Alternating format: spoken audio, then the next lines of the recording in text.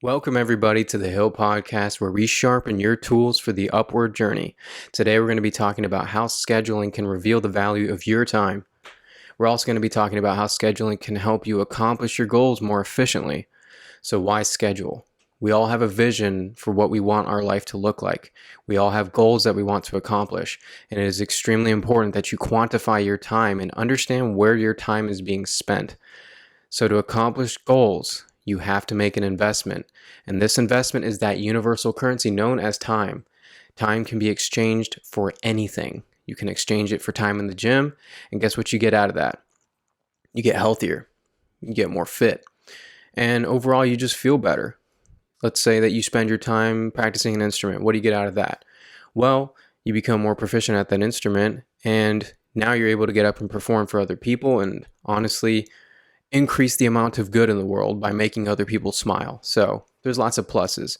Understand where you invest your time, and to get more specific with that, a physical schedule might actually help, like writing out exactly where you're going to spend that time. But first, you need to understand that time is a universal driving force. Why? Because it affects everybody equally. Time affects poor people and rich people alike. It affects you from the day that you come onto this earth, and it gradually moves you towards death. The Stoics coined the phrase, memento mori, remember you will die. Now, this seems kind of dark and kind of sad, but use it as kindling for your fire. Allow it to consume you, and so you can essentially burn with passion for the things that you want to accomplish in this world. Don't waste your time with nonsense. Schedule your time out. You need to understand where your time is placed.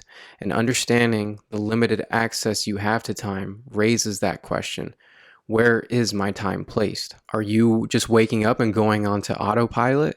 When you wake up and you're in autopilot, you go to work, you go to class, or you just eat, sleep, repeat. How can we break that cycle? Well, scheduling, I would say, helps you become aware, and it makes you more mindful of the times when you're existing on autopilot. If you're traveling and you're going in a certain direction, you're going to gradually make your way towards that destination. Same thing happens with where you spend your time here on this planet. If you spend time doing certain things, those are the things that are going to be developed. You're going to make your way towards those things. And I would say, hopefully, we are orienting ourselves towards things that are actually meaningful, that will fulfill us, as opposed to dry us out and make us feel empty. A schedule harnesses the power of time. And I would say that a schedule brings order and structure to a chaotic and disordered world. This combats a lot of the negative human experience that leads to nihilism, anxiety, and depression. Because you're certain, and you were ordered in what you do every single day, and this fills you with purpose. Physically writing out where time is spent will combat addictive behaviors. Imagine trying to schedule your addictions, like, I'm going to spend the next 5 hours on my phone. Like, imagine scheduling that and physically looking at your schedule and thinking about that. Wouldn't that seem ridiculous to you?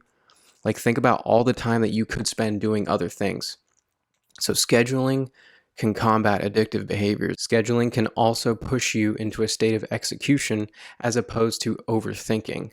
So what do I mean when I say execution? I mean getting things done, being in a state of flow, as opposed to being all up in your head and not being able to accomplish anything because you keep thinking and thinking and thinking. Scheduling forces you to do certain things within a window of time, and that's extremely effective for us who are overthinkers, including myself.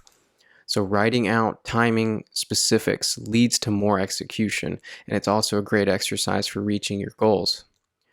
How many times do you close out your day thinking, man, I really didn't work towards any of my goals today. I don't feel fulfilled. Where did all my time go? Did I spend it on Instagram? Did I spend it on Facebook?